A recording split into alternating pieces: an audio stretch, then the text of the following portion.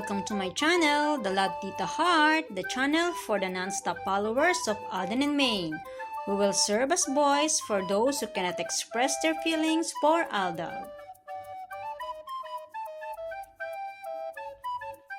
Kamusta po kayo mga ka-non-stop? Good day po sa inyong lahat. Bago po tayo tumungo sa kaganapan kay Alden and Maine, please subscribe and hit the notification bell para ma-notify po kayo sa mga bagong video na i-upload ko. Salamat po! At mga ka-Aldab, ilang araw na lang, Christmas na. Kaya kabi-kabila ang mga Christmas party at bigayan ng mga bonus at pagkakawang gawa. Kaya naman si Alden Richards nagpunta na sa Holy Trinity Home for Children na ika nga ay isa sa mga laging pinupuntahan ni Richard Jr. upang mag-abot ng tulong.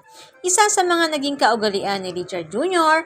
ang mag-abot or magbigay ng tulong sa mga charitable organization. Bukod sa mayroon din siyang sariling foundation, ang AR Foundation.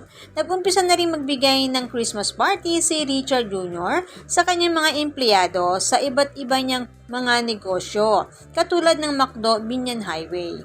At nagpa-Christmas party na rin ng Conchas kung saan siya ay business partner rito. Makikita kung gaano kasaya ang mga empleyado sa tuwing nakikita nila ang kanilang boss, Richard Pokerson Jr. For sure, nagpamigay na rin ng bonus si Alden. Dahil sa nadaanan nating tagpo, nagpaagaw ng 500 bill si Joros habang isinisigaw ang pangalan ni Alden Richards na sinasabing galing kay Alden ang mga pera na kanyang ipinapaagaw. Grabe, samantalang sa ordinaryong mamamayan, barya or coins ang ipinapaagaw. Pero si Pambansang Bay and Multimedia Star, CEO Alden Richards, paper bills ang pinapaagaw. Iba na talaga kapag billionaire. Pero ganun pa man, super sipag pa rin. Kabi-kabila ang guesting sa mga Christmas party. At sa mga nagdaang araw, shooting ng isang endorsement.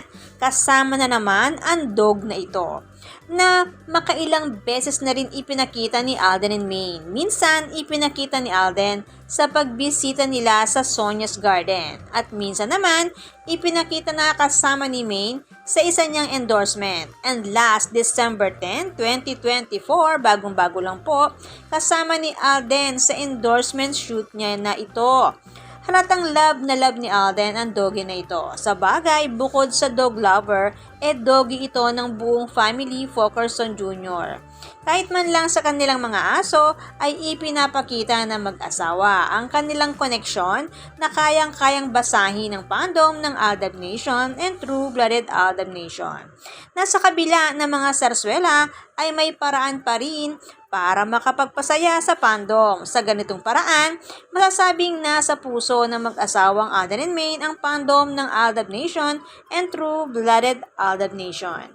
Sabi nga ng mag-asawa, kita-kita tayo sa dulo, kita-kita tayo hanggang finish line.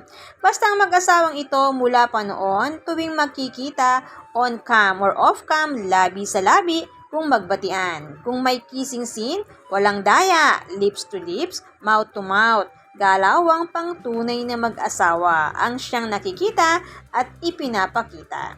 Dahil si Alden, seloso yan. Mayroong territorial behavior yan pagdating kay Maine. Kaya mas ginusto na rin niya na huwag munang kumuha si Maine ng proyekto or teleserye o pelikula na may leading man.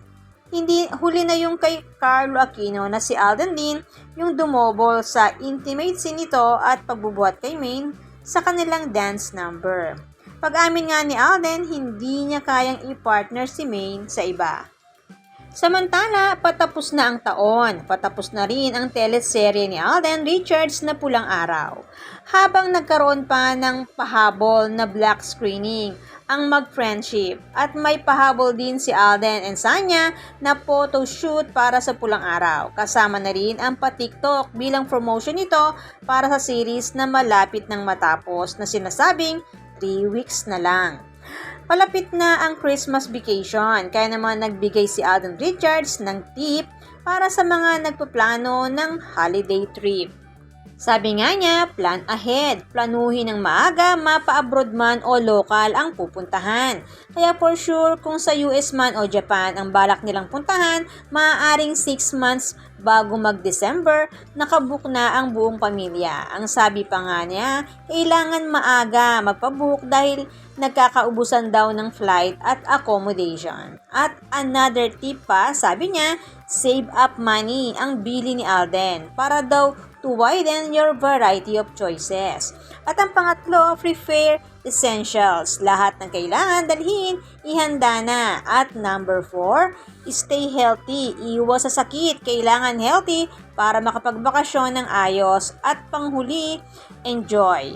Sabi nga ni Alden, holidays, it only comes once a year especially, and at the same time, ito lang ang chance mo to really be with your loved ones and spend quality time together. Ang pag-amin ni Richard Jr.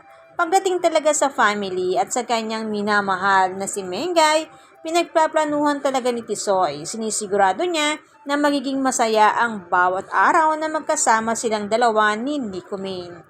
Tulad ng pangako niya kay May nung ikinasal sila, ng mga araw na kasama niya si Alden ay ang mga araw na magiging pinakamasaya sa buhay nilang dalawa.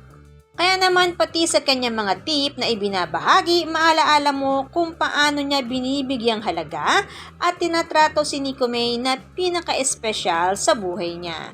Pansin na kahit na naka-private ang buhay pag-ibig nila, tuwing sasagot si Alden tungkol sa pamilya, lumalabas talaga ang tunay na status ni Richard Fokerson Jr. Usually kasi kapag single ka talaga sa mga Pinoy at tinutukoy mo ang family specific na binabanggit mo ang parents at siblings mo. At kapag nagbanggit ka ng loved one or loved ones, iba yung dating. Antimano, pumapatungkol na siya sa my love. Ganon kaagad ang meaning at palibhasa pagdating kay May, hanggat maaari gusto niya itong ipinagmamalaki. Kaya nga kapag magkasama sila sa isang project, hindi maiwasan ni Alden na hindi didikit kay Nico Maine. At ganon din naman si Maine. Kaya alam na kaya ayaw pagsamahin, lumalabas ang katotohanan. At doon takot ang mga sarswelista.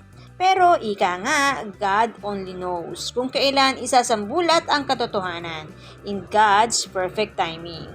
Ika nga, ang katotohanan ay mananatiling katotohanan.